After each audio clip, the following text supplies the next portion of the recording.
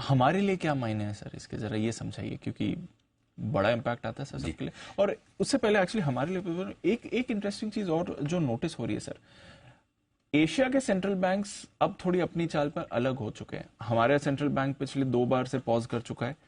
चीन में कल शॉर्ट टर्म लेंडिंग रेट्स घटे थे, आज सुबह मीडियम टर्म लेंडिंग रेट, छोटा ही कटौती हुई है बट कटौती हुई है। तो जो एक साथ पिछले 1-1.5 कोविड टाइम से सेंट्रल बैंक्स 3 साल से साथ में चल रहे थे, अब वो ब्रेकअप आउट थोड़ा होते हुए हमें दिख रहा है, डिपेंडिंग ऑन नेशन। तो पहली चीज तो ये देख कि अमेरिका की जितनी चिंता है हमारे किसी देश में है नहीं। हाँ। न महंगाई की न और कोई तरह की। जी करेक्ट। सो हम और एशियाई देश दूसरे वो उनके मुकाबले में कम चिंतित रहेंगे, ये बात है। लेकिन ऐसा कभी हुआ नहीं, बहुत जल्दी ऐसा होने वाला नहीं है कि हमारे गवर्नर साहब अमेरिका को पूरा इग्नोर करके पॉलिसी बनाए।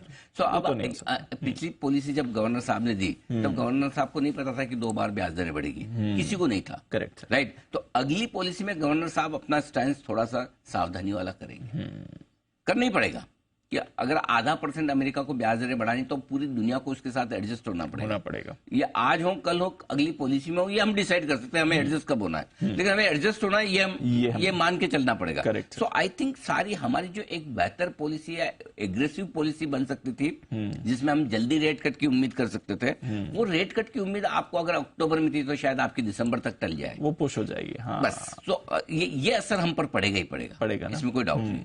सो ऐसा नहीं कि अमेरिका की पॉलिसी का असर दुनिया पर ना पड़े।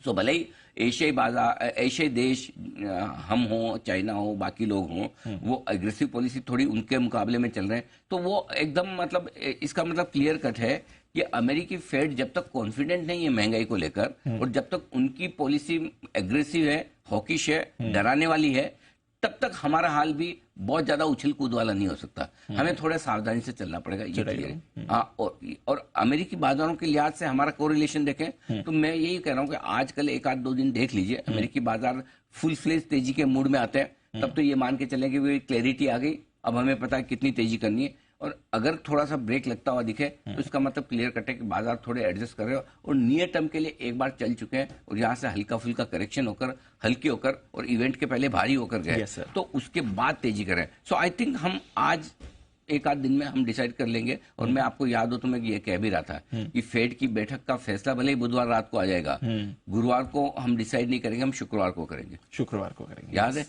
कल आपने बोला था कि आज की क्लोजिंग इंपॉर्टेंट, आज की क्लोजिंग इंपॉर्टेंट, तो आज की क्लोजिंग की बेसिस पे हम डिसाइड करेंगे। सो आज का दिन निकालिए ऐसे, कल से थोड़ा डायरेक्शन कॉल पूरा क्लियर कट लेंगे, आगे क्या होना है क्या नहीं होना है। उस बीच में थोड़ी सी मैंने